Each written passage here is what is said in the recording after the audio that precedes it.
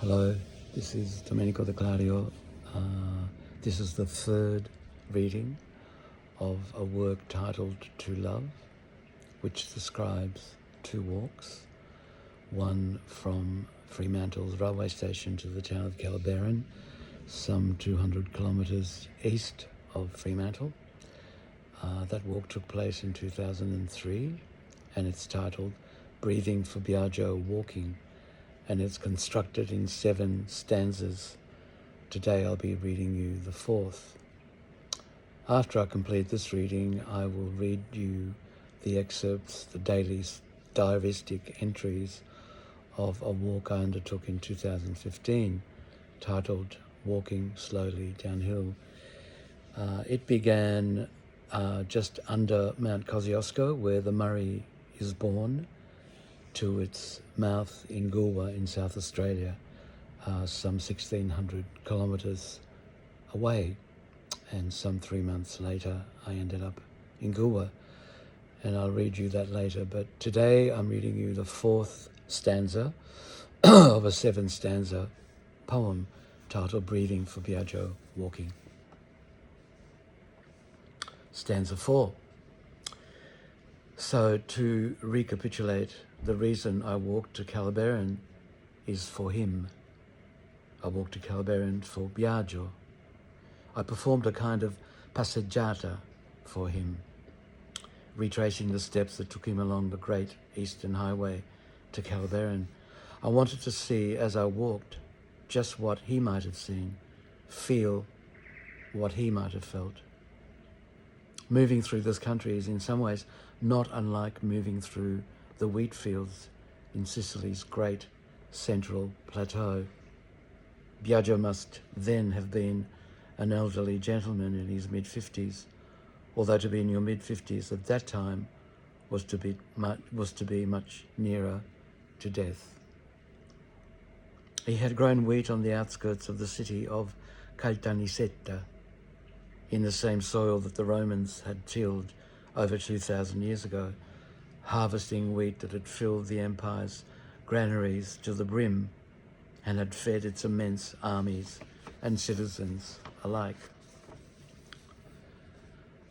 My parents later told me that right from the beginning of the journey, from the very minute he'd boarded the boat at Brindisi, Biagio had been disposed to melancholia. The ritual that celebrates the god Neptune, the mythical oceanic ruler of the deep, is observed usually on the night when a ship passes through the line of the equator. This ritual allows each homesick passenger a momentary respite in the carrying of an anxiety that either iced their soul or had set the heart aflame. Fear of the unknown preyed on us all relentlessly, adults and children alike. I never before that journey or since have felt such disorientation and sadness as I felt in all those souls around me. Well, through all this, Biagio just wept silently and paced up and down the deck, staring at the sea in what must have been horror. I remember him because as a contribution to the endless awkward recitals or embarrassed songs that each passenger was obliged to perform for the Neptunian party, my father had picked out a passage for me to recite.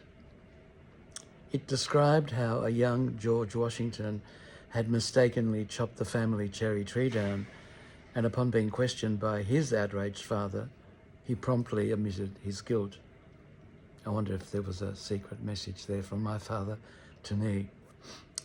Despite his enormous fear of impending punishment. On hearing this story, Biagio wept even more inconsolably, as though young George's honesty somehow deepened the horror of his own inability to speak out the terror he was living. I remember him standing right next to me on the deck. I can still see the shining track of his tears streaming down his brown face with a strangely cheery brightness as each teardrop picked up the reflected glitter and gloss of all the coloured party lights strung up across the deck. I wonder how many biagios have crisscrossed this land, running in desperation from its beach port of Fremantle, fleeing in horror away from the huge oceans that had carried them here, only to meet with the endless desert ocean face to face. That's stanza 4, and I'll read you stanza 5 tomorrow. I wish you a pleasant day or evening.